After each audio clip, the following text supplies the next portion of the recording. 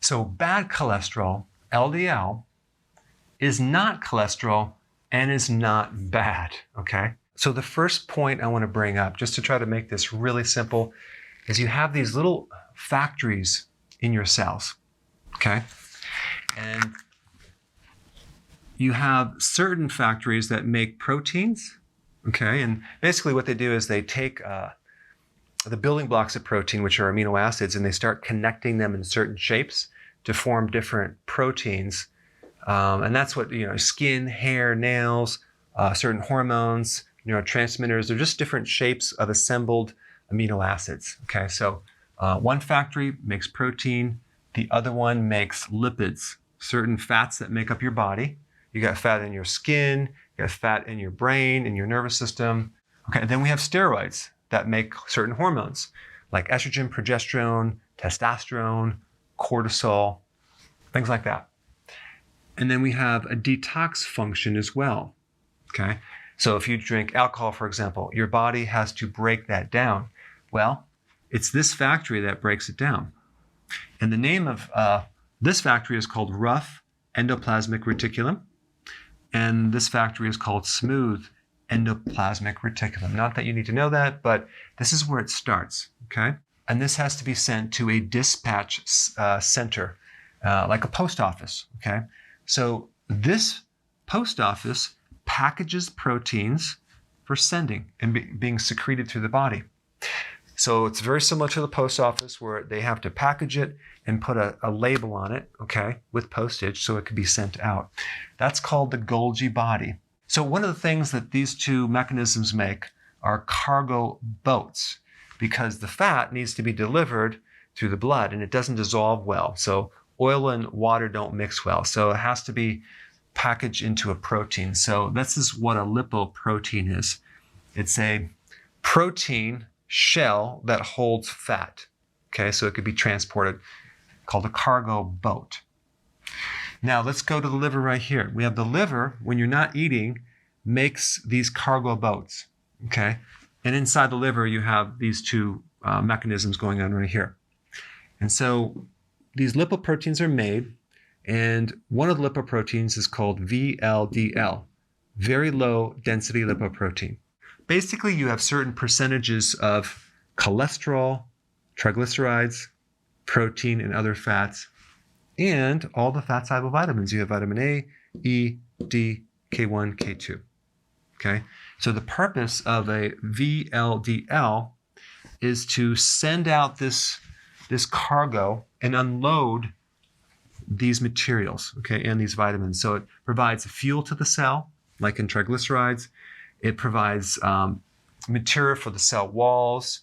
It provides material to build bile, make vitamin D, certain hormones, and of course the antioxidants as well, okay? So when this unloads its cargo, it turns into a LDL, low density lipoprotein. Now what's the difference between this and this?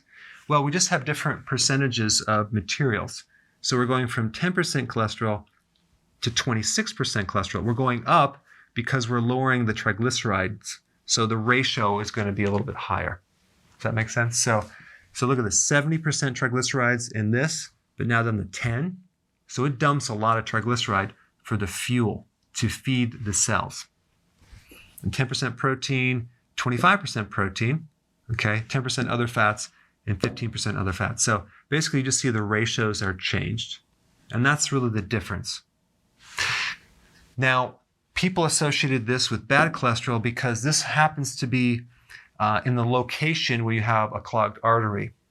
Well, guess what? It's at the location of the crime scene, but it's there to help heal it, okay? To provide a Band-Aid to bring the cholesterol to help heal it. LDL is only dangerous if you have oxidized cholesterol, okay? Now, to understand this a little bit more, I downloaded a very important research article, evidence that acute insulin administration enhances LDL cholesterol susceptibility to oxidation in healthy humans. Now, basically, I'm just going to give you the conclusion. Okay, I'm going to read this to you. In conclusion, insulin at physiological doses, that means greater amounts of insulin, is associated with increased LDL perioxidation. Basically, it's oxidized cholesterol, right? That's what they're talking about. Independent of the presence of hyperglycemia. And basically, insulin can oxidize cholesterol regardless of how high your blood sugars are. Okay, now why did they say that? Because of this next point right here.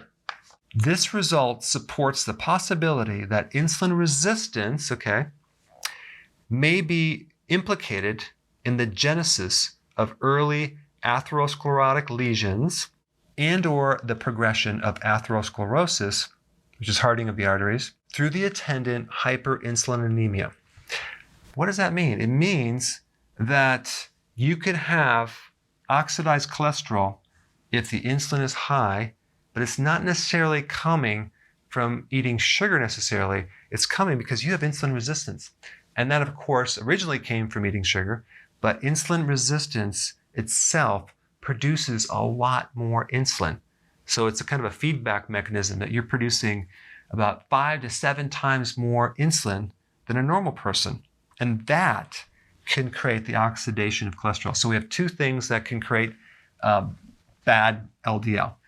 One is high sugar, and the other is high insulin. Okay?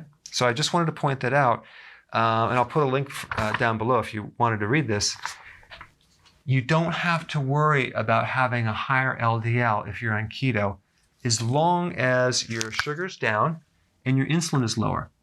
By doing healthy keto and intermittent fasting over a period of time, what's going to happen is your insulin resistance is going to heal and the cholesterol is eventually going to come down. All right, so I just wanted to make this as simple as possible. I hope you understand a little bit better. You don't have to worry about this. It's not bad.